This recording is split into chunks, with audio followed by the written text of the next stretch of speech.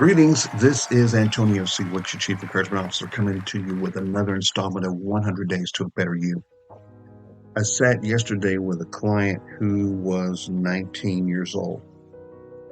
I was contacted by his aunt, who is in her 50s, and he's about to go into the military, and she wanted him to set up an investment portfolio. So we set up 3 accounts for him. We set up an emergency fund, a short-term investment account, and then also a wealth building account, which is a Roth IRA. And so I explained to him how mutual funds work. We talked about the market, did an investment profile on him to see how much risk he would be accustomed to, so we could select the right fund. But I said all of that just to mention this point. While I was giving the presentation, his aunt interrupted us and she said, "Hey, wait a minute. How long have you guys been setting up portfolios this way?" And I said, "Well, since the 20 years I've been doing it." And so she was kind of shocked because she was what we refer to in the industry as an orphan client.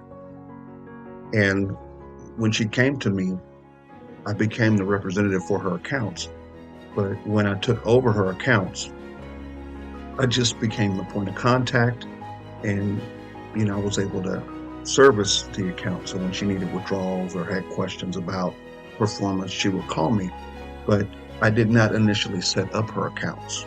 So when she set up her investment, there was only a wealth building account. There wasn't a short-term account that allowed her money to grow that was accessible. It was just a retirement account. So if an emergency came up or something else came up, she was in a position where she would have to pull from her retirement.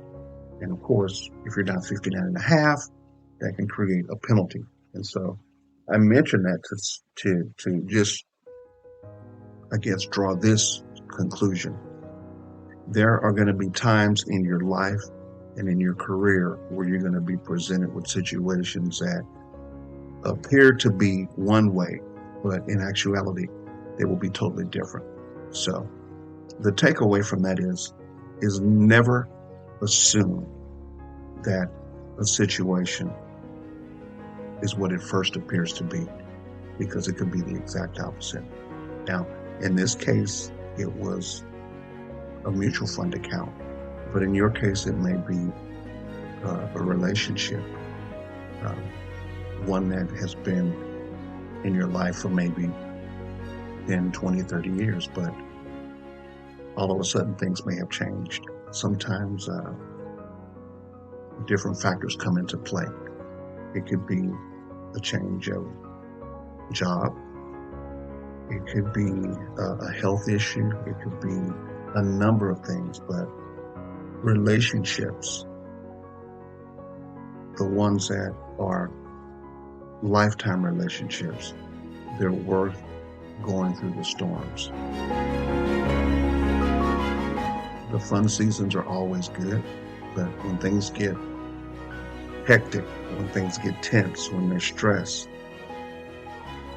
severing the relationship may seem like the easiest route, but I just want to encourage you to be prayerful about how you approach that relationship during a rocky season. I guess what I'm trying to say is don't be so quick to throw the relationship away. It's so easy to do, but the consequences are long-term. And once that bridge is burned, it's almost impossible to rebuild. So with that being said, if you have a relationship that has not been in the greatest of shape recently, reach out, send a text, leave a voicemail, send a message. There's so many ways that we can reach out, but it is so important to do all that you can do to cultivate that relationship and live at peace, because it will definitely pay you a lot of dividends if you put forth the extra effort to extend that olive branch and just let the person know that you care. So hopefully you were able to get something from this post. I want you to comment if you'd like. If you felt the content was valuable, you can also like the video. But I want you to also consider subscribing to the channel. We talk about a lot of different subjects on the 100 Days to a Better You, but today it was simply about maintaining the bridges of relationships. Have a great day. God bless.